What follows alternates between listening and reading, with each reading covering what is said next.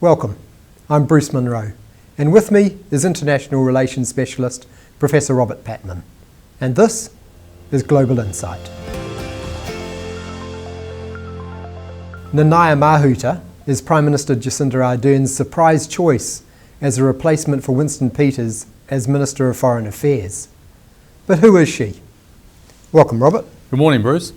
Who is Nanaia Mahuta, and what does she bring to the role of Minister of Foreign Affairs that's different to Winston Peters' approach?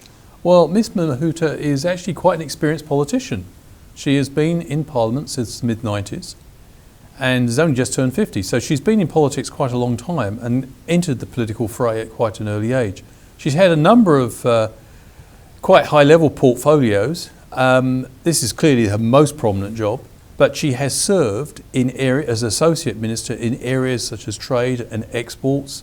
She's also been the Minister for Customs, a position with an international interface. Another area where she served as an Associate Minister was the Ministry of Environment. So again, another portfolio with an international connection. And I think it would appear that Jacinda Ardern believes that Nanaia Mahuta can bring it not only represents the face of a changing New Zealand. This is the first woman to hold this position, and it's certainly caught international attention. But I think what Jacinda Ardern's trying to do here is draw attention to our evolving international identity. And I think that the appointment in that sense is very shrewd. And it is a bold decision. But when you start looking at Nanaia Mahuta's track record, you realise actually she's done quite a few jobs which have prepared her for this position, and according to Jacinda Ardern, one of her great strengths is relationship building, which of course is handy if you are the diplomat-in-chief of this country.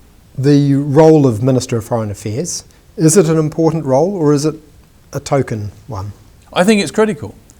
One of the things that disappointed me, Bruce, is that in the last New Zealand election there was very little discussion of foreign policy. You would think that we were not interconnected with the rest of the world and that we don't depend on the international environment. In fact, the reverse is true.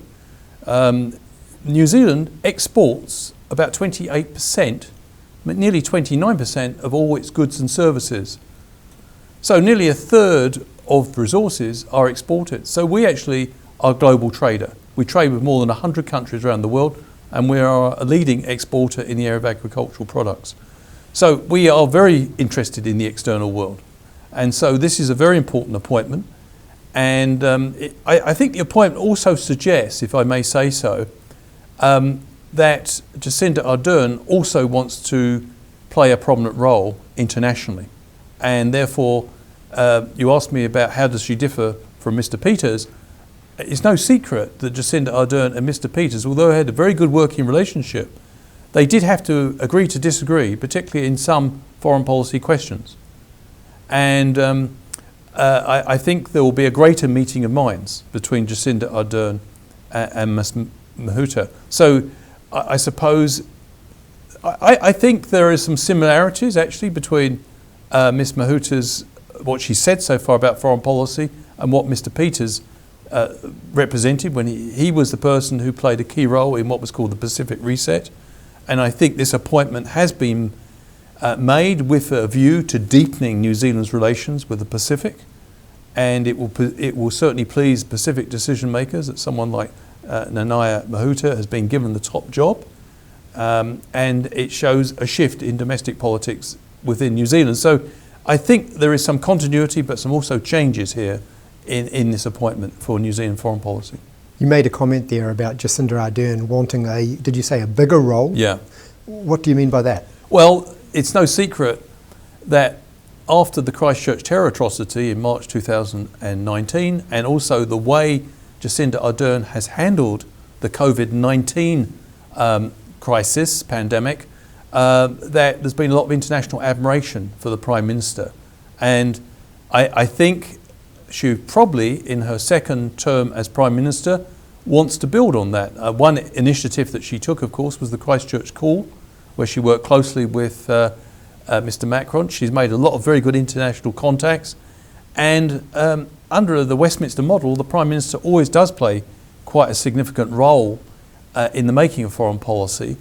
And I think Jacinda Ardern has selected someone as foreign minister who she thinks she can work closely with and jointly with in major international initiatives.